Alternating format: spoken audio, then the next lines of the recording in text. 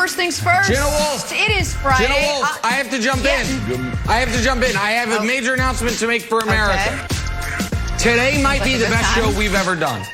I've got a feeling about it. If there was ever a day to watch all 2 hours of the show, today is that day.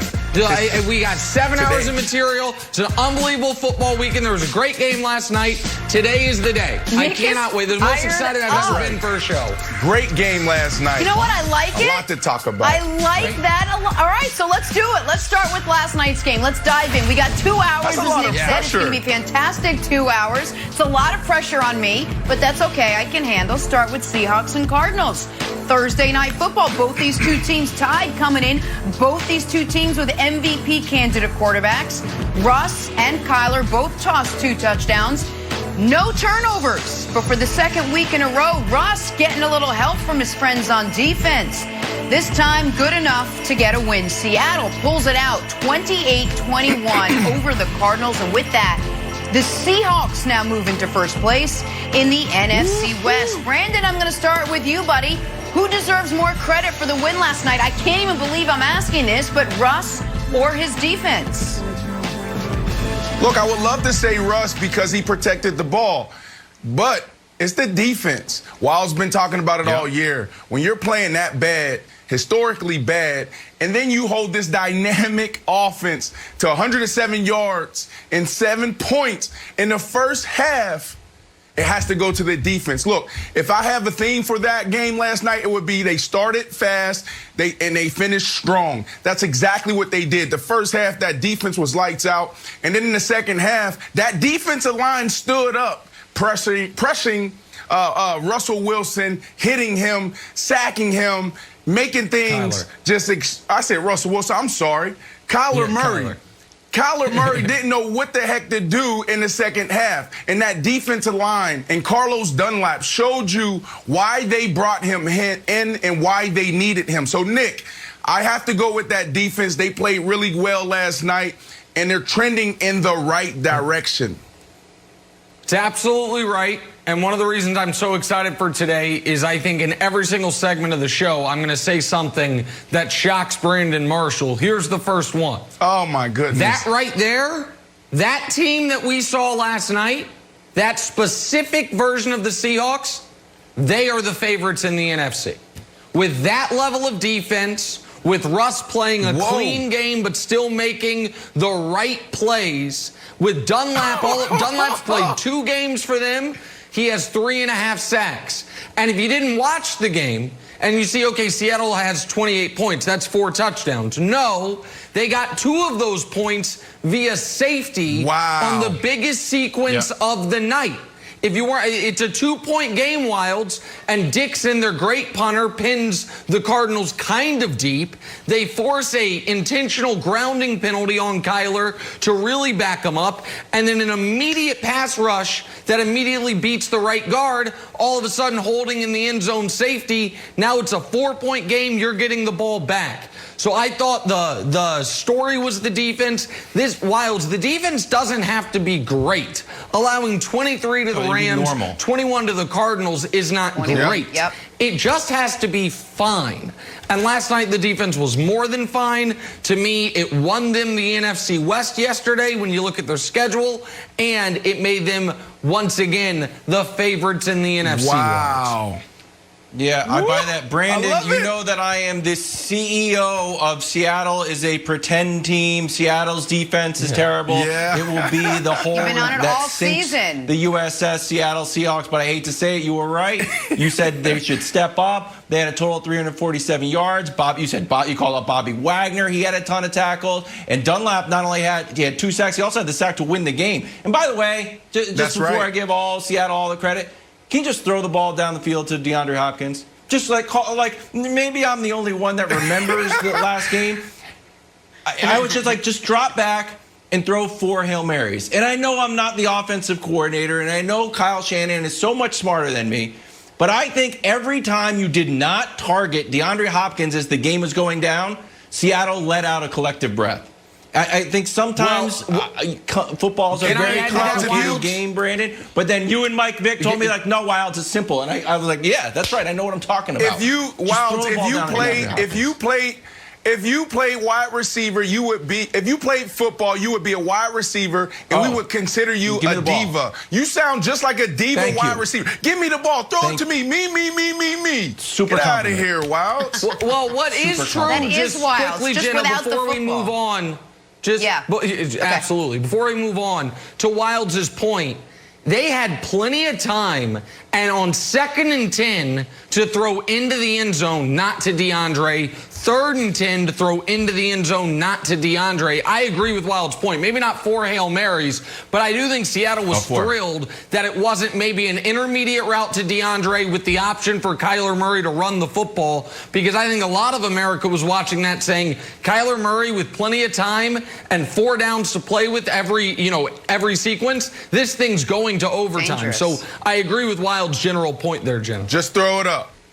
All right, just throw it up. That's Kyler's side of it. Let's focus on Russell Wilson for a second. Finished with less than 200 yards. He did have a pretty efficient night, though. He was 23 of 28, 2 touchdowns. Most importantly, though, no turnovers. Here he is after the big win last night.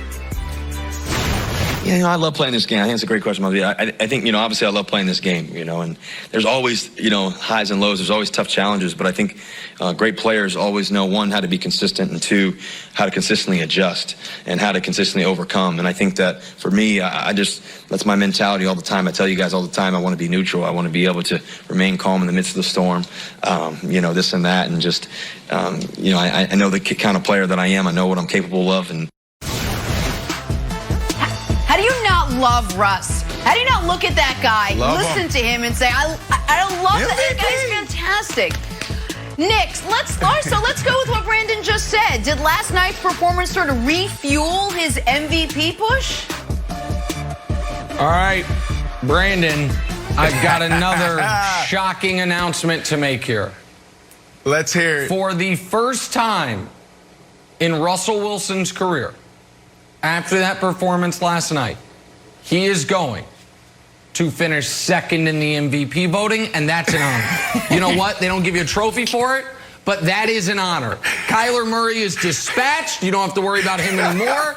Russ has jumped above Aaron Rodgers, and he has that silver medal. He can almost grasp that MVP silver medal for the first time in his career, Brandon, and I'm very happy for him about it. I'm happy for him. He deserves it. He absolutely deserves it. There's still a lot of football left, Jenna. I don't think, it was a big enough game. He had 197 yards, 2 touchdowns. He protected the ball. He did what he was supposed to do to get his team to victory win, Wilds. But when you look at this, man, Russell Wilson went back to business with everything he did. That's a home game, folks, and Russell Wilson is wearing a suit. You don't have to wear a suit to home games. So that tells you a little bit about his approach to this game and getting back on track and handling the basics. And then when you look at him in the pocket last night, he was almost mechanical. He just went back. He didn't fall under pressure. He was super poised, and he just went through his offense. He didn't press. And I think what stood out the most to me was his greatness, because a lot of players, when they're playing this bad, turning the ball over, losing games, they start pressing more. They start even playing worse. And Russell Wilson didn't do that. He was able to collect himself, put back on the suit, and get back to business as usual, Wilds. Yeah, you know what I always say, Brandon? Ball security is a very important part of winning football. Doesn't roll off the tongue as well as your stuff. That's right. But it's still important. Hey, 30 pass touchdowns, 110 passer rating. Look at these guys. Guess what? All MVPs, Russ right there. I still think it's Big Ben's to win because, he hasn't lost a game. Patrick Mahomes with the silver medal and Russ with the bronze, but he's got a chance to move up, Jenna. I thought you nailed it. It's a great graphic. Let's play a little drawing a blank, gentlemen. Russell Wilson did throw, among many of his passes, a dart right at DK Metcalf, right in the end zone that actually hit him in the helmet. Couldn't hold on to the ball. DK later tweeted this after the game: Russ, I need an apology for that fastball. Russ responded with nice 2-seamer, chin music fastball, #Randy Johnson. Brandon, DK asking Russ for an apology after a fastball to the face is blank. Well, I mean, that's really good. Look, this guy is trying to get his season back on track. This is the second time you've dropped the ball. You've given up a touchdown, DK Metcalf. I'm sitting here saying you are the best wide receiver in football. You can't let this happen, but I love it. I love when you make fun of yourself and you embrace it and you get ahead of it. Great job, DK Metcalf. But our guys trying to win the MVP, please catch this ball next time. All right, Chiefs and Raiders all set for their big rematch. And while some may say it's a lopsided affair, our guy Brandon will give you 3 keys for the Raiders to pull off the upset again. That is next. First things first. Hey, First Things First listeners. I wanted to tell you about our brand new Fox Sports app and website, foxsports.com, reimagined for the modern sports fan. Go ahead, download the new app right now. You don't even have to pause this episode. Every day on the new app and website, you'll see the top stories in sports. Plus, a rich world of written content, videos, social media, and analytics to give you a 360-degree view of the most important stories of the day. Streaming live TV has never been so easy or elegant. Every Fox Sports game, including all pregame and postgame shows, as well as the televised version of this show, just a click away. For the extra invested fan, we also go deep with real-time wagering lines, trending prop bets, win probability, and key player projections. So download the new Fox Sports app or visit www.foxsports.com. Back to football now, and the long-awaited rematch between the Chiefs and the Raiders. The Raiders' victory lap around Arrowhead after their upset win in Week 5 has stolen all the headlines this week. Nick thinks his Chiefs finally have the motivation they've been searching for all year. But Brandon, we got to get your keys to the game. What are your keys to the Vegas Raiders upsetting the Chiefs for the season sweep? Yeah, so 3 things here, Jenna.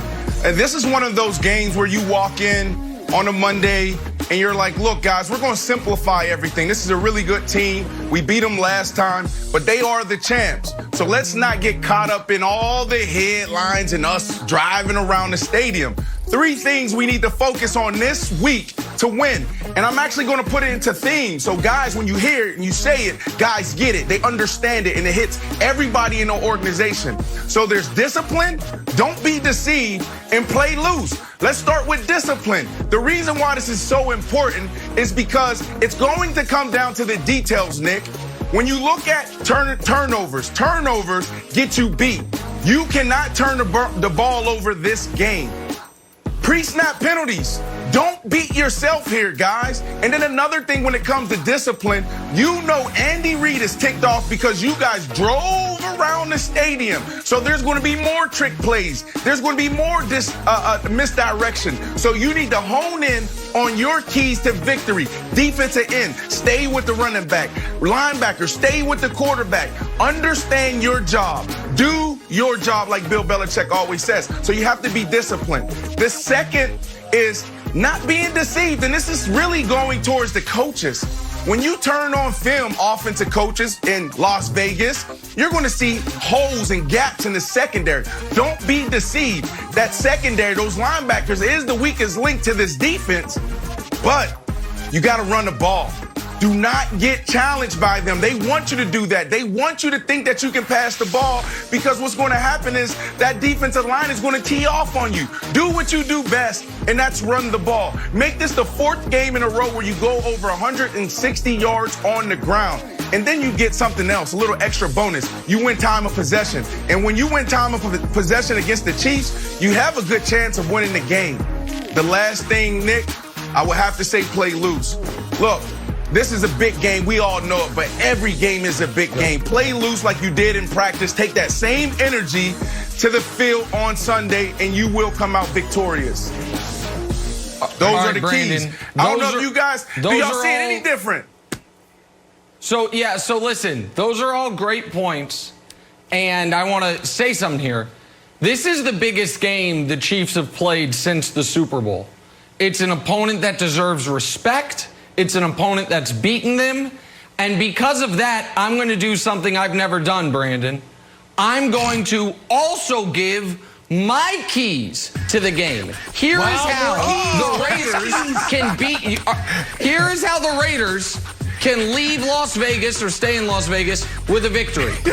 Key number 1. The Chiefs think the game is in Oakland and go to the wrong stadium. If that happens, I truly believe the Raiders could be in great shape. Key number 2, the Chiefs think it's Monday Night Football instead of Sunday Night Football, and they show up to Vegas, but they're a day late. They're like, wait, what happened? Where is everybody? It's like, nope, you guys forfeited, didn't play. And key number 3, and I know you'll agree with this one, some prayer. David Carr, Derek Carr, which both of them can lead the team in a moment of unity and prayer. Because if the Chiefs show up to the right stadium on the right night and God doesn't intervene, this thing's going to be a mollywhopping. Oh, play loose and don't get deceived and do it. No. The Chiefs are fitting to crush these jokers. Yeah, what, Brandon? Tell me more. I thought you were going to be all the way wrong, but you got one right. The prayer is good. I believe in prayer. But, buddy, you are so disrespectful. This is the team that beat you before. Do you not remember what happened on October 11th? Do you not remember what happened on October 11th? You guys are the underdogs. I remember. Vegas, now all of a sudden, everybody forgot what happened in October. Yeah. Wiles, help him out here. Help your guy out here. Wiles, He's so disrespectful. Do you know what I also remember? You know what I also remember? The last time the Raiders went 2-0 against the Chiefs. Actually, wait, I don't remember that because it was a decade ago. I have no idea. I think I was still in college, so no, I don't remember that, Wiles. You remember the uniforms? Okay. Brandon, I have to side with Nick here. Yesterday, I ran my mouth a little bit, and I was like, Raiders win. And this has happened to me before in my life. Like, if you're playing basketball, you go, yeah, that's right. And someone says, like, what'd you say? Nothing. No, I take gotta integrity. It. I have to retract it. I'm doing research, Brandon. No. I don't find a way that they can win. In fact, hold on, Brandon. I think it's even worse. Nick, so I'm not on your side now. We have been waiting to see one special play from the Chiefs. Like, when are they going to do it? We've seen them kind of practice it, and Brian referenced it like Andy Reid's going to break out something special. So, Nick, today's the game. No, not today, but this is the matchup. The behind the back. I think Andy Reid is like, you know what? Let's get up early. We did our bus driver celebrations. It's time to break this one out because we've been waiting. Like, when is he going to use it? If they're up big, I bet this one comes out, Brandon. It's true. God. Andy was big unhappy back in week 5. He was big unhappy in week 5. All right, this isn't the only must-watch game this weekend. A bunch of teams on upset alert as we head into week 11. We're going to break it all down next. First things first, stay with us. You're so good. Oh, I can't. Start your Saturday strong with the Top 10 Showdown on Fox as Indiana looks to continue their incredible season against Heisman contender Justin Fields and number 3 Ohio State. Big noon kickoff show at 10 a.m. Eastern, followed by Big Noon Saturday. It's only on Fox and the Fox Sports app. That's awesome. All right. Time now for a little drawing a blank. Aaron Rodgers and the Packers on the road this week in Indy, facing one of the league's top defensive units. It's America's Game of the Week, Sunday, 4 o'clock on Fox. But Brandon, the player you are most excited to watch in Week 11 is blank. Jameis Winston. This is what you dream of, right? Like you play bad with your old team, you get an opportunity, you land in a really good space where you can learn from an offensive coordinator or offensive-minded coach and a Hall of Fame quarterback in Drew Brees. He goes down. Now you get your opportunity to step up, step in, and lead the team. I think this kid has tremendous upside. I think a lot of people do. It just comes down to his decision-making. So I'm excited to watch this kid this week. For me, and it's a great answer. For me, the answer's Lamar. It kind of got lost in the shuffle this week, but where the Ravens are. We talked about the Patriots and are they still alive? And then there was some NBA news and we had Thursday Night Football.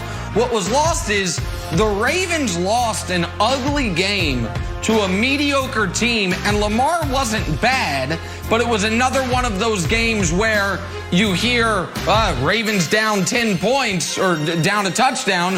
What are they going to be able to do? And so if the Ravens, they're going to make the playoffs, I have no doubt about that. But if they want to be a contender, beating the team that knocked you out of the playoffs last week in Tennessee and a team with a very porous defense goes a long way towards that. So I'm excited to see what Lamar has in store for the Titans, a little attempt at revenge from the playoff loss a year ago, Wilds. Yeah, I'm going with Rams defense. Do you know that the Rams have not given up a second half touchdown since week 3 against the Bills? I was like, holy cow, that's an odd stat. Especially because the Rams defensive coordinator has been waiting literally almost his entire life for a chance to go up against Tom Brady. I can't tell whether Brandon Staley was kidding or not because he looked very serious, but he mentioned he had been waiting to scheme a game against Tom Brady every day of my life. I've been thinking about the opportunity to do that. I was like, not joking, update. That's awkward. So if you've been waiting your entire life for something, you got to show me something here. So I'm expecting big things out of the Rams defense. The update's the best part. All three great answers, guys. On to Baltimore now. You mentioned Lamar, Nick. Lamar and the 6-3 Ravens are 6-point favorites this week over the 6-3 Titans, despite some of the offensive struggles they've had over the past couple of weeks. But Brandon, the team that should be on upset alert in Week 11 is blank. Woo-hoo-hoo. It's the Chiefs. It's the Chiefs. Vegas, you got this wrong. The better team won last time. October 11th, go back to it. You begged for a team to come to Vegas. You stood on the table and fought for the Oakland Raiders that become the Las Vegas Raiders. They beat the Kansas City Chiefs October 11th. Why aren't they the favorite? Like, what am I getting wrong here? You play to win, you win the game, you're the better team. I don't understand. It's John Gruden. You need to walk down to the strip, talk to whoever you need to talk to and say they got this wrong. You guys should be the favorite. So the Chiefs need to be on upset alert. In fairness, I do think the odds makers got this wrong. It was Chiefs -7. It's now Chiefs -8.5. It should be Chiefs -20.5.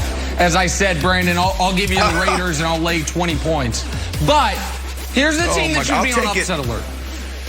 The Minnesota Vikings playing the Dallas Cowboys. So you might say, Nick, what are you talking about? The Cowboys? Cowboys coming off a bye. Coming off maybe their best stop showing me stupid Raider highlights. Thank you. The Cowboys coming off a bye. Coming off maybe their best performance of the year, albeit in a loss to Pittsburgh. Minnesota, on the other hand, not only not coming off a bye, coming off a short week. A game where they didn't look overwhelming on Monday Night Football against Chicago. A team that's won 3 in a row probably feels a little better about itself than it should. Cowboys getting Andy Dalton back. Folks, in survivor pools across America, I know you've circled the Vikings this week. Proceed with caution. I'm just telling you, I feel like the Cowboys could be the upset special of the week, Wilds. I like it. I like it. Ooh. Most people watch the show sitting down. If you are one of the people who are standing for some reason, please sit down. And a lot of people watch the show with coffee or some other hot beverage, a hot tea. Also put that down. Are you ready? Everything down? I'll give you a second. Get comfortable. I think the Jets are going to win this weekend. I think the Jets are going to come in and beat the Chargers. Yes. I think they are. The Jets looked good against the Patriots. And I would love to say the Jets are terrible. It's just fun to say, they're 28th in yards or 30th in points. They're terrible. You got a rookie quarterback with a terrible haircut. The Jets are on a bye week. I don't really think they're going to go 0-16. If they're going to get a win, this might be it. So now you can stand up, drink your coffee again. Yes. Jets win this weekend. Wow. Upset alert for the Chargers. Yes, wow, yes, Jets. So funny. And he so ridiculous. His hair. On to Tua now. The rookie quarterback trying to improve to a perfect 4-0 as a starter. Dolphins on the road facing a Broncos team just trying to get back on track this week. Brandon, the team that most needs a win in Week 11 is blank. Yeah, it's the Bucks. I think they figured it out. Ooh. Guys, prime time, they haven't been good. Thursday night football against the Chicago Bears. Tampa Tom was sleepy. That's what it was. That's why he didn't know it was fourth down. He was doing all of this. And then you go to the Giants. How do you lose? How do you almost lose against the Giants? Tampa Tom was sleepy. And then, you know, the last game, the Saints, they just whoop you like that? Are you serious? They figured it out. Tampa Tom's bedtime is at 8:30. They're changing his sleep cycle. They're moving practice back late. So Tampa Tom, this is the time where you want to start stacking wins, because November and December is where the really good teams emerge and the pretenders start folding. So I'm picking the Bucs here because I have them coming out of this division. Nick, I'm not ready to say the NFC because I still love the Seattle Seahawks. Yeah. All right.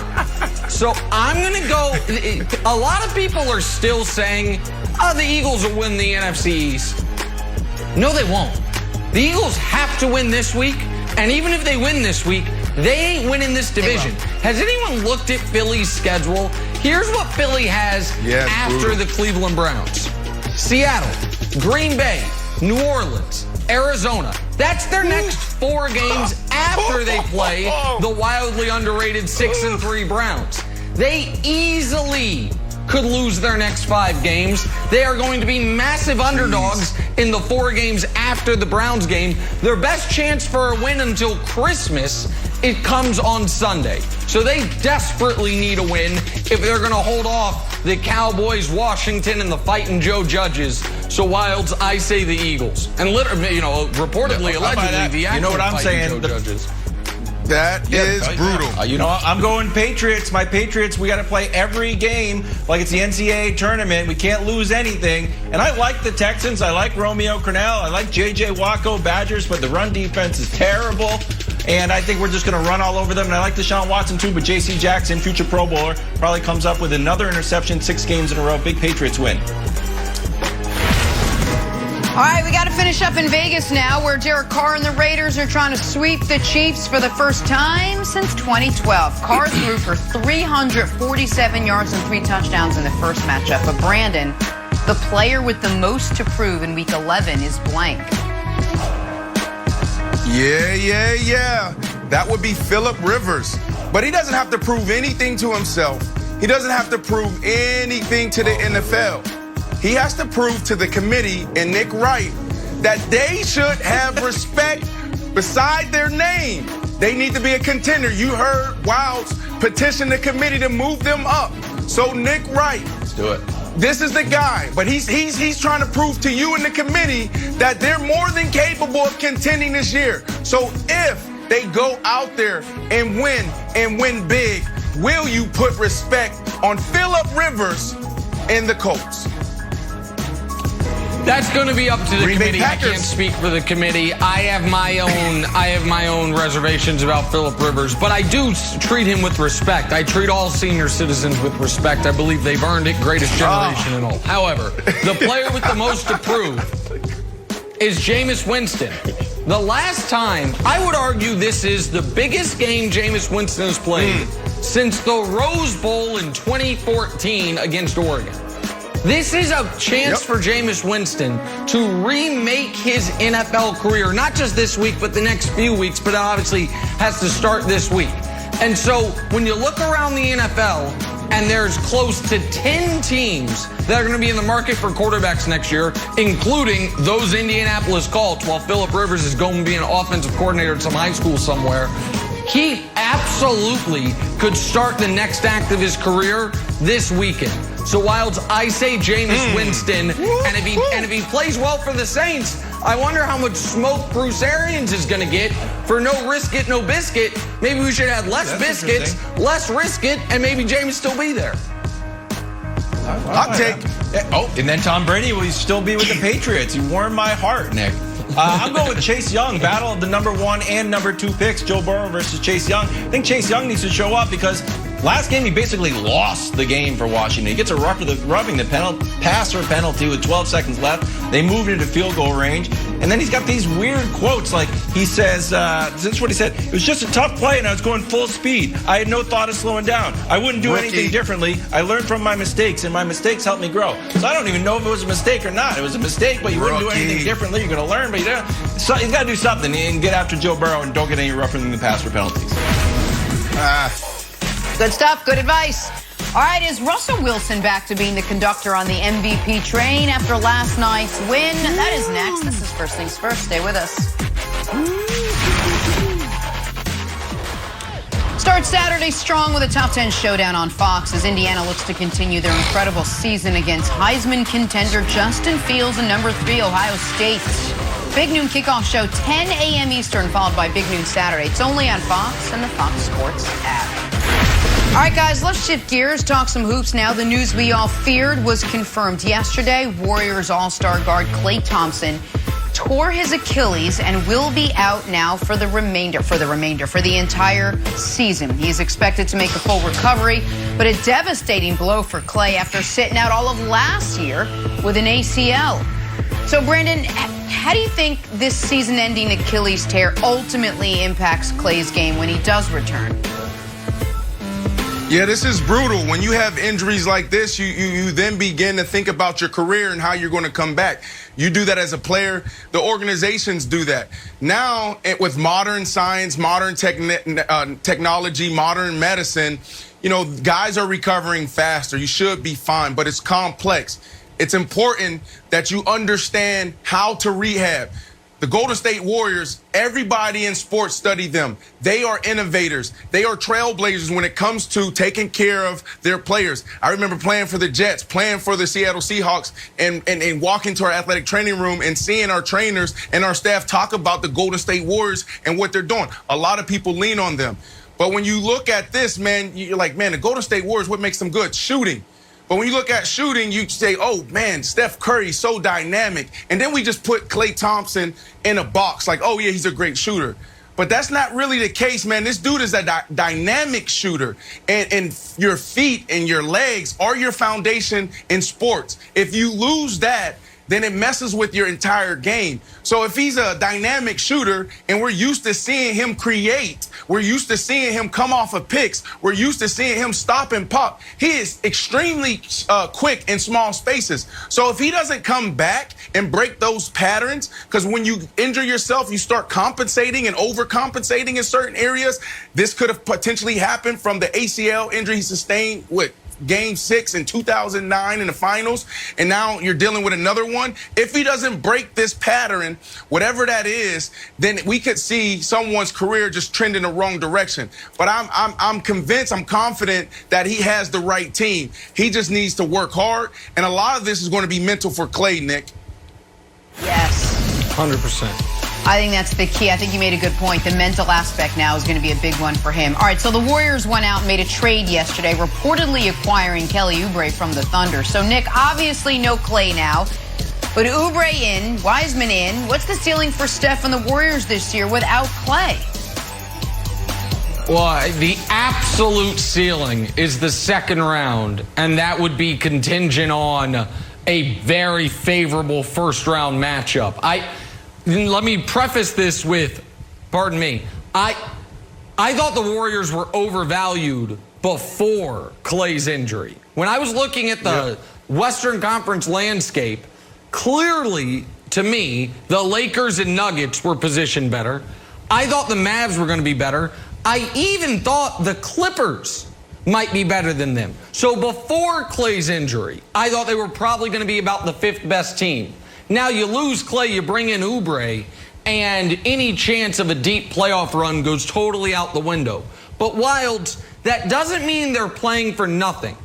And the silver lining for their fans and for basketball fans is we might get to see this year what I thought we were going to get to see last year, which is Steph Curry in a different situation than he's ever been in, and to see how he can deal with it. Because the other great point guards of his era have all found themselves in this situation, and they've all made it work to a degree. So the best point guards of the era are Chris Paul, Harden, Russ, and Steph, not in that order. In 2008, Chris Paul was on Hornets team. Second best player was David West. Third best was Peja Stojakovic. They won 56 games. He almost won league MVP. In 2015, Harden was on the Rockets with Dwight, but Dwight only played half the season. Donatas Motiejunas was a starter for that team. They won 56 games, made the Western Conference Finals. 2017, Russ, the first year without KD, before they got Paul George, led the league in scoring, averaged a triple-double, carried them to 47 wins. I think most people, Wilds, have Steph higher on the all-time pyramid than all three of those guys. But he's never been asked to do this, be the solo act on a team and carry them at least to 45-plus wins in the playoffs. And I'm really interested in seeing, can he do it? Because we know Steph is one of the greatest players ever in the right situation.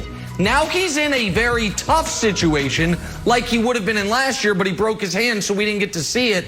I'm very curious to see how Steph responds to that, Wilds, and what the Warriors look like now when everybody knows Steph is going to have to generate almost all of the offense. So the question is, I think it's less of a question of can Steph do it, right? Because if Steph is in an empty gym, he can knock down shots, Nick. I think the question is, does Steve Kerr want to do it? Does Steph want to do it? Is it where, hey, Klay is down, Durant's gone, let's change our entire style of basketball? Like, I don't think Kelly Oubre's there like, oh, I'm going to the Warriors. Like, oh, we play like the Rockets now? And you just make Steph cook all the points? Well, Chris Paul didn't play like that. Chris Paul found a way to do it. You had David West, you had Peja Stojakovic, you found a way to do it. I don't think it has to be ISO ball, but Brandon, I do think it will be interesting to see. Nick? Say it again? Yeah, but, I mean, I'm just responding to Wilds.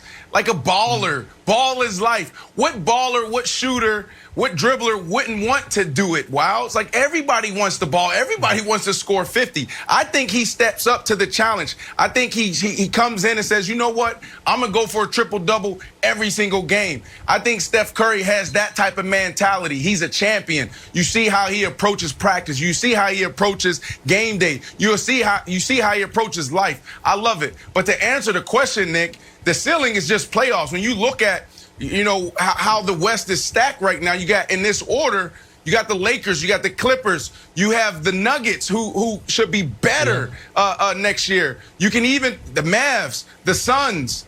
Yeah. You know, I like the Suns. So for me, the answer is, you know, it's really just playoffs. It sucks because I was looking forward to watching this team compete, come back together. I know they were super excited. They took a year and a half off, and now they get this moment to come back and revamp what the Golden State Warriors are. So this is just bad for basketball right now. Nick, let me give you a question. Nick, let me ask you a question. Go ahead, Wild. Sorry. Before you go. Here's why. Here's just on your Steph Cook thing. The last 3 out of the last 4 years, it was Steph versus LeBron on Christmas. That's like the big marquee matchup. Last year it was Clippers LeBron. I think whether it's on December 22nd or December 25th, you're going to see it right away. Are you going to say, if you're LeBron, you're like, Steph's their only offense. Do you think Steph can get 40 points if the Lakers realize that on Christmas Day? I think he might get 20. I think you get 20, 24. Have one of those kind of mediocre playoff games if LeBron lasers in on him. Well, so that's why this is so interesting to me. Because, let's just take Steph and Russ for a moment. Nobody argues Russ is the all-time greater player. Nobody argues that if you put Russ in Steph's spot in Golden State, they would have had more success. Nobody would make that point. Yeah. But now we're going to get to see the counterfactual. We know Russ couldn't have done what Steph did during that dynastic run. Could Steph have done what Russ did, though? Could Steph have carried a team, dragged them to the playoffs with just will of effort, tenacity, and attack? Or is he, as great as he is, uniquely suited for a certain style?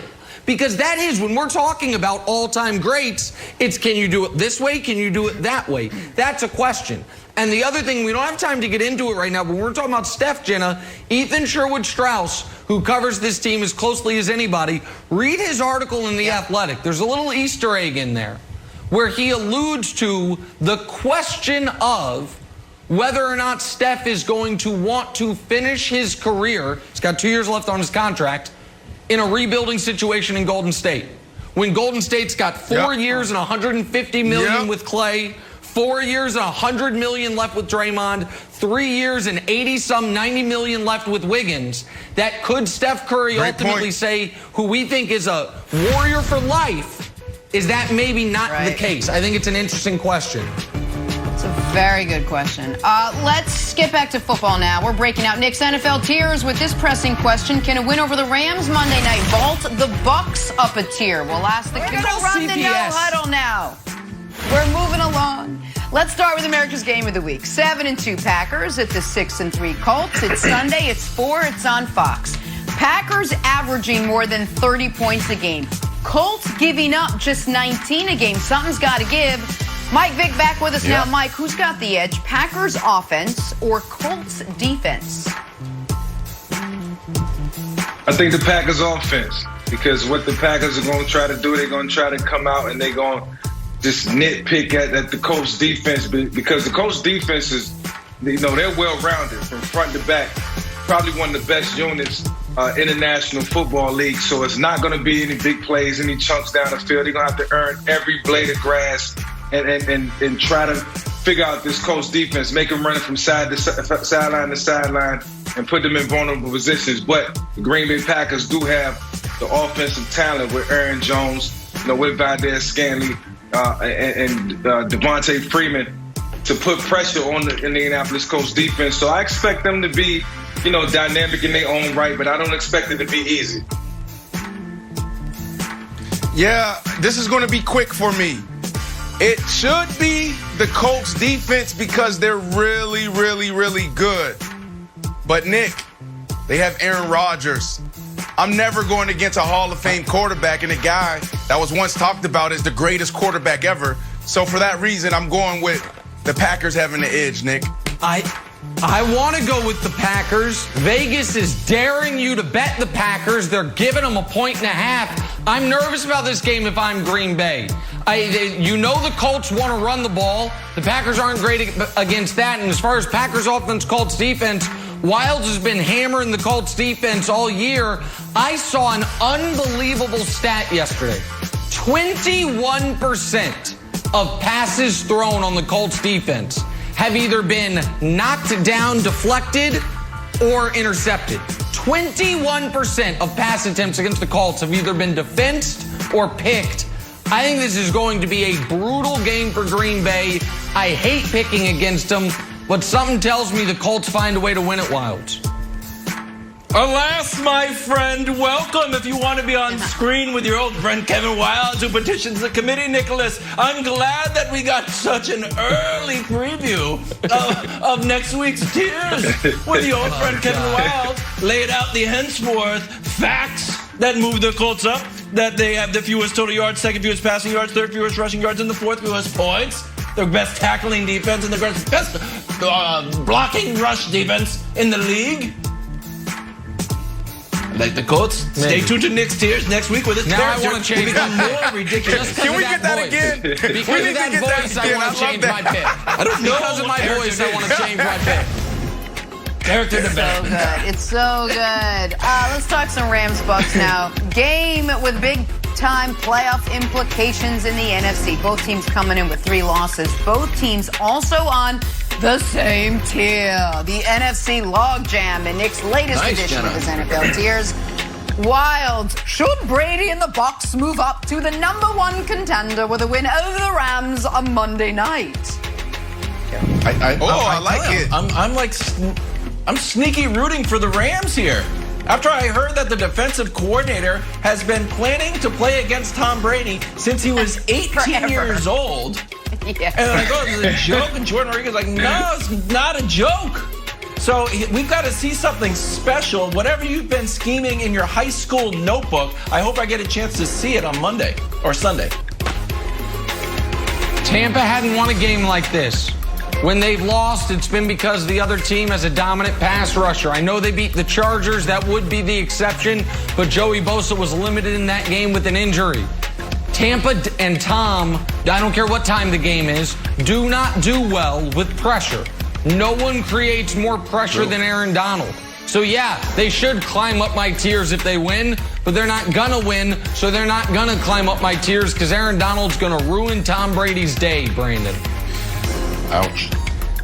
Listen, the answer is it doesn't matter because whatever Tampa Tom does is never going to be good enough for Nick Wright.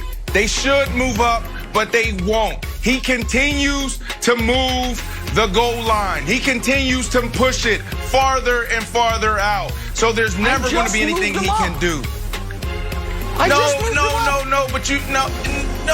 No, stop it. And I just want the record to reflect, right? Because all week you've been talking about this pass rush. When Tampa Tom goes against a pass rush, he plays bad. He's terrible. Yeah, now they're playing against the number 3 sacking defense in the NFL.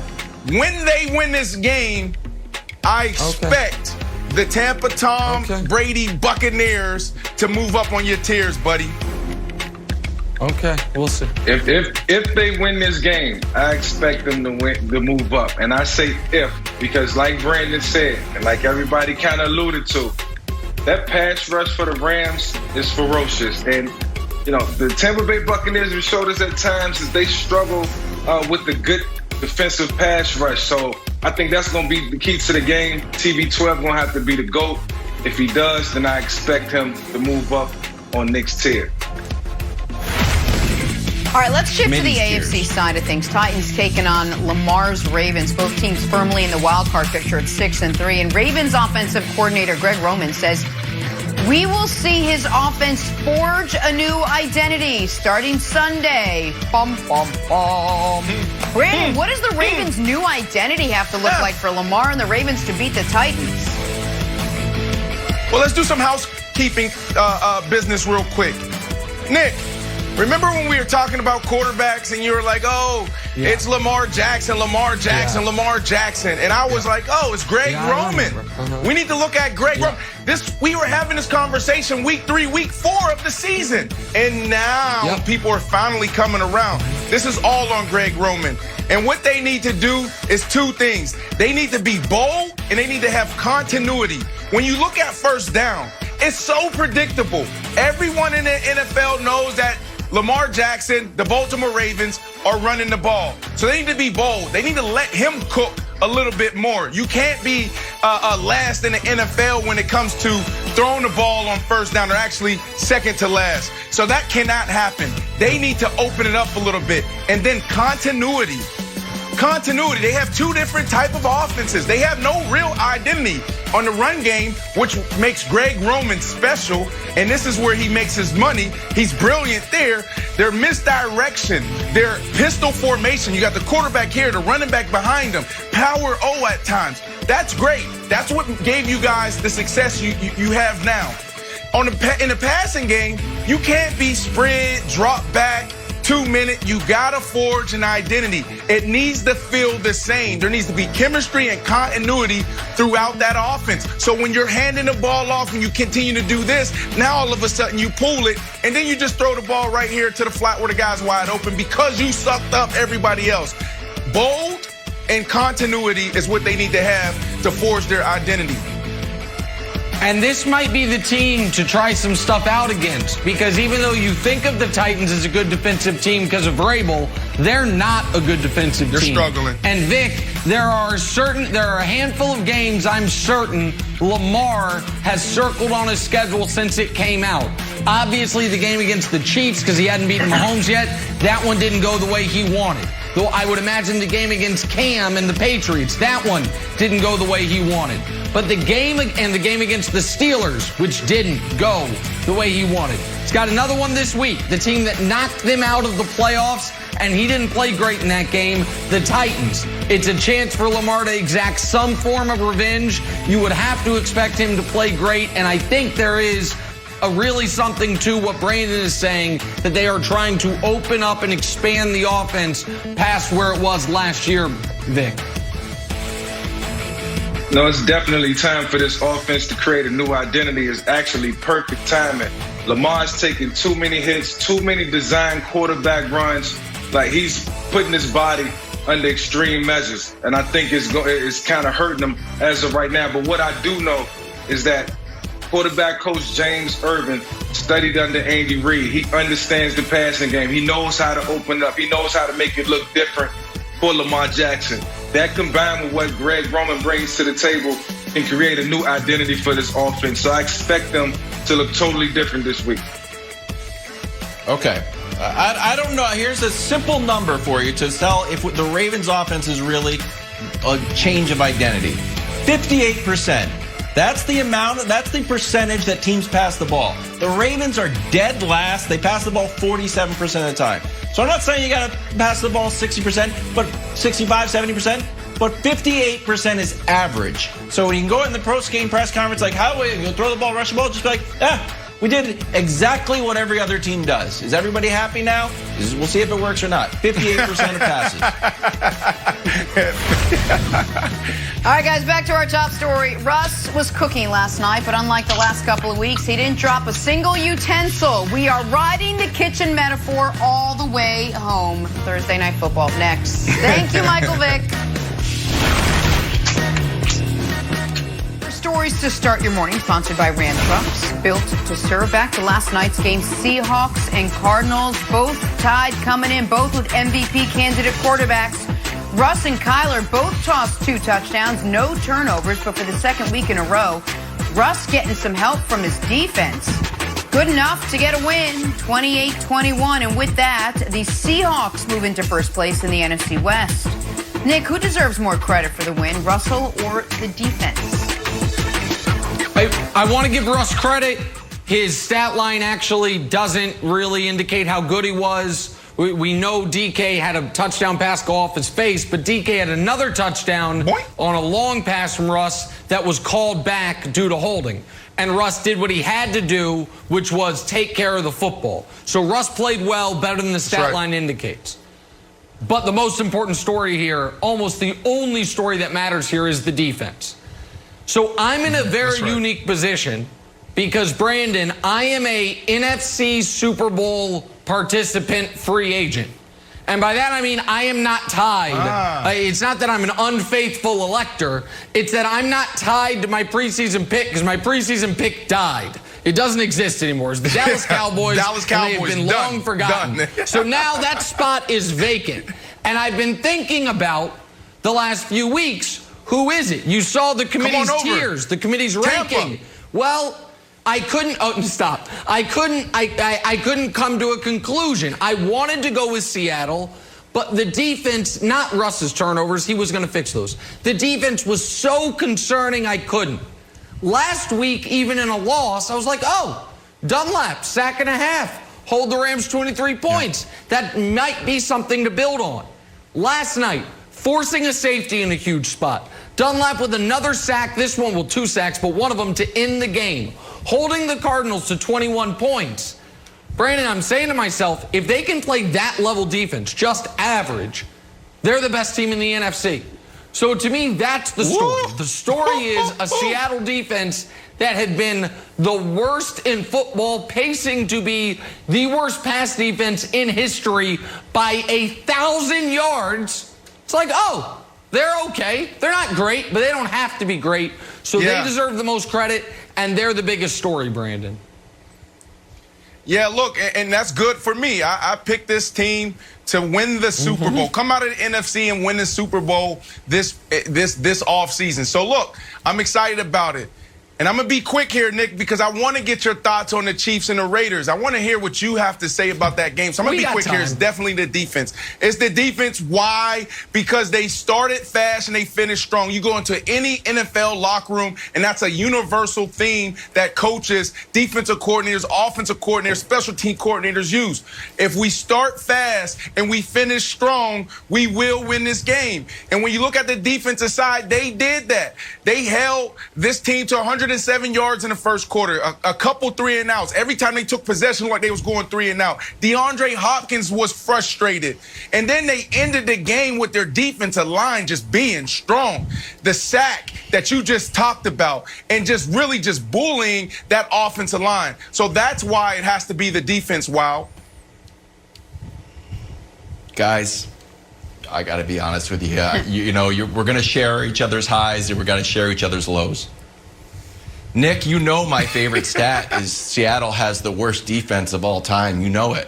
I've been saying it for weeks. I know. And I just wanted it to continue. But they gave up 347 yards yesterday. So now they're down to 434.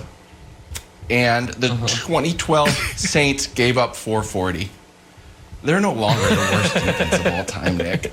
And I love that stat. And I'm afraid if they keep playing like this, I'm never going to be able to say it again. So you're not. It's been a rough morning. You're not going it's been a rough morning for me, guys, and I appreciate you being there for me. But it's been my favorite stat. I just listen. People change all the time. Their defense is trending in the right direction. It's okay, Wild. Just go to the other side. All just right. say, look. Thank you. I called this out before anybody else did. I was the one when everybody was high on the Seattle Seahawks. I was the first one to say, slow down. They're sneakerhead with one shoe. But they might have found the other shoe might have been sitting up on a power line outside of SeaTac Airport, and they might have got someone to get it down from them and slipped it on. Because Wilds, you love that stat. Yeah. That stat's never coming back though. Because they had to get through this section of their schedule alive. 2 games against the Cardinals, the game against the Rams, a game against Buffalo. They just had to survive it. And it was close, but they did. Their next 4 games, it's all on the East Corridor, and it's all wins. Philly, Giants, Jets, Washington. This is how you have your little midseason lull, and this is how you set yourself up to potentially be the 1 seed. This is how you set yourself up to get the only bye in the NFC. They are going to be 11-3 going into the rematch against the Rams. Am I reading that correctly? Yeah. Philly? Philly, Giants, Jets, Washington. You could not have a more fortuitous schedule down the stretch. 3 out of 4 games are the NFC East, and the other is the Jets. So, Jenna, I feel like we're looking at it, and Seahawks-Packers could be in a battle to the finish for that number 1 overall seed in the NFC. We'll see. We shall see. Let's stay out west. On the AFC side of things, the big rematch between the Chiefs and Raiders. Vegas's victory lap around Arrowhead after their upset win back in Week 5 has gotten all the headlines this week. Nick thinks his Chiefs finally have the motivation they've been searching for all year. Brandon, it is time for your keys to the game. Take us through it. What are your keys to the Raiders upsetting the Chiefs for the season sweep? Yeah, my keys are always on point. They're always good. But I think more importantly, this week, Nick, we need to hear your keys. So I'm going to fly through these really quickly. Discipline.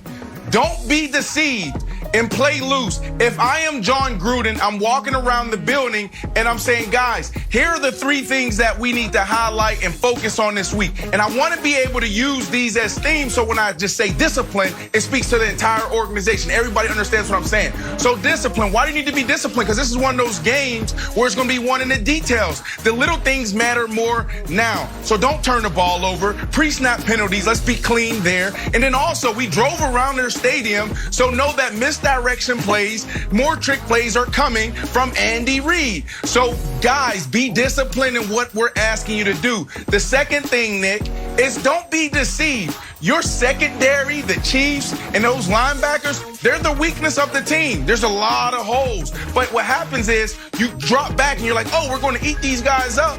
But then that pass rush gets to you. Stick to what you do best, and that's running the ball. Make this the 4th game in a row where you go over 160 yards rushing. Don't be deceived by the gaps in the secondary and play loose. You guys are practicing really loose right now. Take that same energy to the game on Sunday, and you guys will be fine. So, Nick, okay, I want to hear your thoughts because Brandon. you got Vegas. Yeah. Vegas has this wrong, Nick. They should not be favored. You guys lost last game. Yeah, that is. You see, you did all that good work with the keys, and then you take it 38 steps too far with the Raiders should be favored, and it undoes all the good work you just did. But so here's the deal. I will admit, this is a massive game for the Chiefs. If they lose this game, my voice cracked even thinking about it, they could lose the division. If they lose this game, they have 2 losses. The Raiders only have 3, and the Raiders obviously will have the tiebreaker. If the Chiefs lose this game, the 1 seed, you can almost wave goodbye to it since the Steelers have the Jags this week and the Steelers will be 2 games up. So it's that big of a game for the Chiefs. So for the first time ever, I'm going to give my keys to the game. Nick's keys to a Raiders victory over the Chiefs. Good picture of you, Nick. Listen. Key number one, folks. The Chiefs forget they've moved to Vegas and fly to Oakland. Fly to the wrong stadium, that's a forfeit. Raiders win. Key number 2. The Chiefs think it's Monday Night Football, not Sunday Night Football. Get to Vegas a day late, that's a forfeit. They lose. Key number 3, the power of God. This is terrible. Prayer. Derek Carr, every game. Thanks God first and foremost. Maybe God's like, you know what? I owe you one, buddy. I got your back here. Now, those 3 things, if any one of those things, Chiefs go to the wrong stadium, show up on the wrong night, or God intervenes, the Raiders, believe it or not, could win this game. But assuming the Chiefs Wilds go to the right stadium on the right night and a lightning bolt doesn't strike down Patrick Mahomes, this 38-13 Kansas City. We about to roll these frauds. Raiders. Wow, take integrity. Wow, take integrity. I know, but I would. No, because sometimes I do what's best for the show, and Nick on me every day, and I'm like, the Raiders are going to win, but they're not. They're not. I was just trying to get the guy angry. Once I started to look at it more, I'm like, how do they win? And Brandon, you referenced it, the trick plays and the deception because they ran around or they drove the bus around the stadium. Brandon, I've got another prediction. This is going to be the game that we finally see the long-awaited behind-the-back pass from Patrick Mahomes. He's teased us with it throughout the preseason. This week. And in the offseason, he's like, I might do this. I might, if the time is right. The time is right. Driving the bus celebration, that's done. I'm not even going to be surprised if that happens. Your predictions, I will be surprised if this doesn't happen, Nick. Are worth nothing. Your predictions are worth nothing. You just said yesterday the Raiders will win the game, and now you're backtracking. So I'm not going to listen to this prediction. He rescinded it. Brandon, go, Nick, you guys remember before the Bills game, the question, who can throw it further, Mahomes or Josh Allen? Do you think Mahomes can throw it further behind his back than Derek Carr can regular? I think it's probably a 50-50 shot. Have a great weekend, everyone. Enjoy some football. Undisputed starts right now.